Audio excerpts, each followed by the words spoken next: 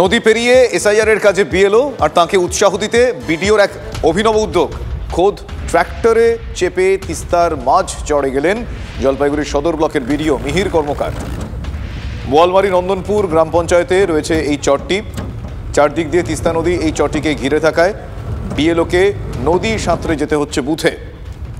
যাবতীয় প্রতিকূলতাকে উপেক্ষা করে নিয়মিত এসআইআর এর কাজ চালিয়ে যাচ্ছেন তিনি।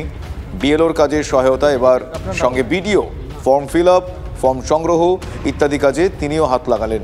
অভিনব এই উদ্যোগ, সেই ছবিও আপনাদের দেখাচ্ছি।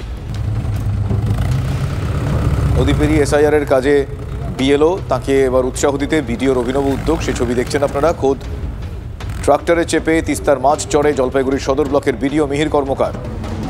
বোয়ালমারি নন্দনপুর গ্রাম পঞ্চায়েতে এই চরটি রয়েছে, যে ছবিটা আপনারা দেখছেন। চারদিক দিয়ে তিস্তা নদী এই চরটিকে ঘিরে থাকায় বিএলওকে নদীর সাঁতরে যেতে হচ্ছে বুথে।